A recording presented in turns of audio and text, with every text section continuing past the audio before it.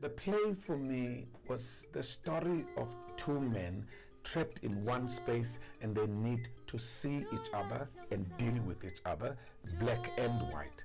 It's about the man suffering from liver cancer stage 4. He knows he's going to die, but he wants to do one more swan song on stage by playing King Lear.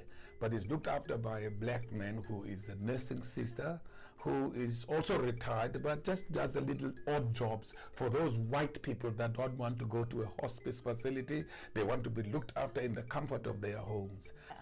Why I write the play was to celebrate 25 years and ask Jack, what do you think?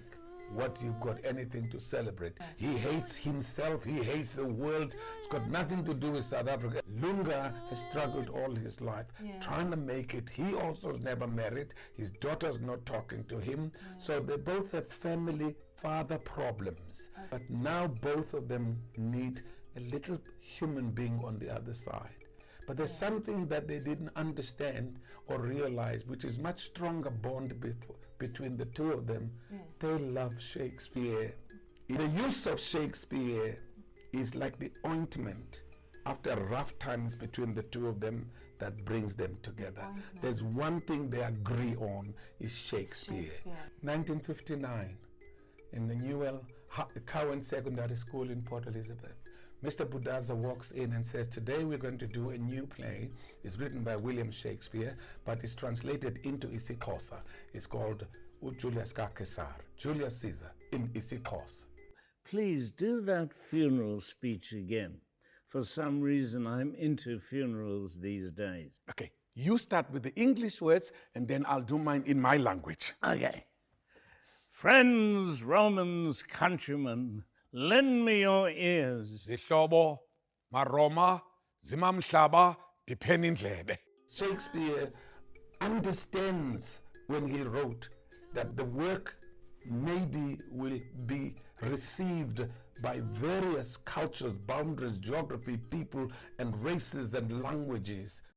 I come to bury Caesar, not to praise him. Ndize kungcwaba uCaesar, andizanga kumncoma. The evil that men do lives after them. Inkohlakalo abantu abayenzayo. The good. Isala ngasemva. When Mandela was on Robben Island, Reddy, I think Reddy's his name, is Indian guy, smuggled the complete works of Shakespeare on a cover of Hindu hymn book.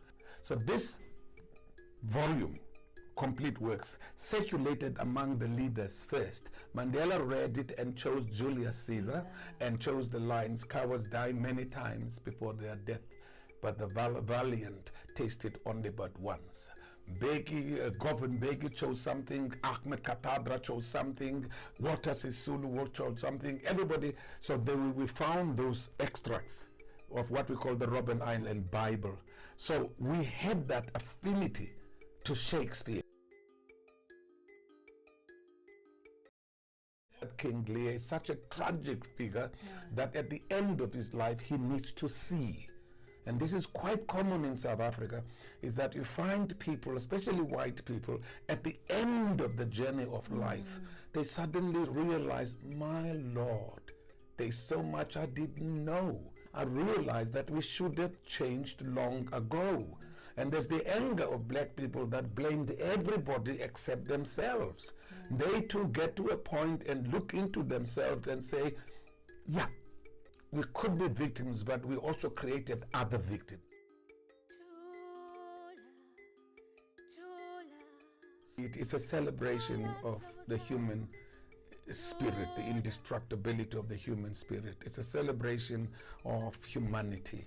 You know, we look at what man has done to men, and we feel that it is the responsibility of men to undo, to relearn humanity, to find each other. The Afrikaner and the African have to find each other.